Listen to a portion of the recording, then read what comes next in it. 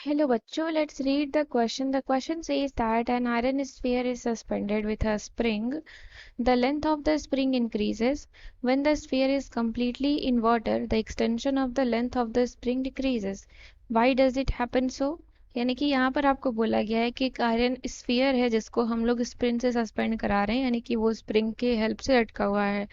तो क्या हो रहा है वहां पर स्प्रिंग की लेंथ इंक्रीज हो जा रही है, लेकिन जब वही स्फीयर को हम लोग कंप्लीटली वाटर में डाल देते हैं तो जो एक्सटेंशन हो रहा है लेंथ में स्प्रिंग की वो डिक्रीज हो जा रहा है। तो ऐसा क्यों होता है?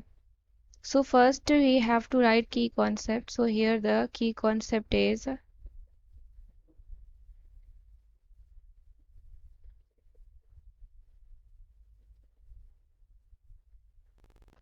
तो यहाँ पर हम लिखेंगे due to buoyant force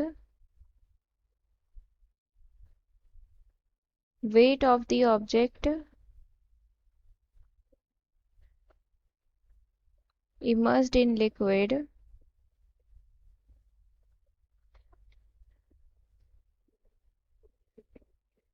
completely decreases. क्या हो जाता है? ये डिक्रीज हो जाता है, एकदम पूरी तरीके से डिक्रीज हो जाता है। जब उसको हम ऑब्जेक्ट को क्या करते हैं, लिक्विड में डुबा देते हैं, तो ब्यूएंट फोर्स की वजह से उस ऑब्जेक्ट के वेट में कमी आ जाती है।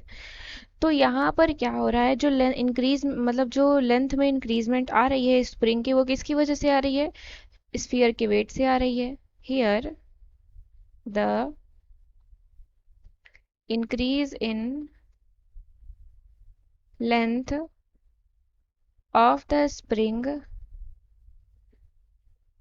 is due to weight of the object, object की वेट की वजह से यहाँ पर ऐसा हो रहा है। तो जब स्फीयर को कम्प्लीटली वाटर में हम इमर्स कर देंगे, तो यहाँ हम की कॉन्सेप्ट से देख रहे हैं, तो उस पर ब्यूएंट फोर्स लगेगा। ब्यूएंट फोर्स क्या होता है? जो फ्लूइड लगाता है ऑब्जेक्ट के ऊपर अपवर्ड डायरेक्शन में अगेंस्ट द ग्रेविटेशनल पुल, तो क्या करेगा ये? स्फीयर के वेट को डिक्रीज कर देगा। Now, when object is immersed in water,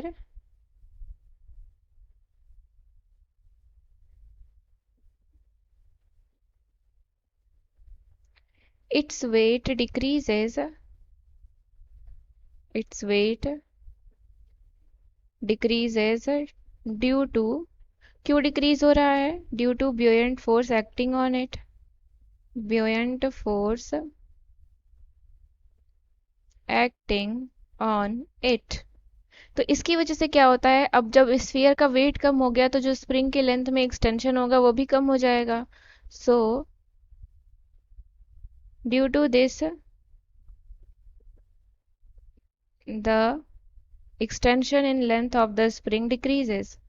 The extension in length of the spring decreases since it depends on the weight of the sphere.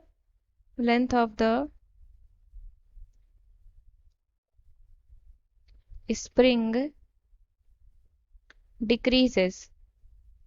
I hope you understood it well. Thank you and best of luck.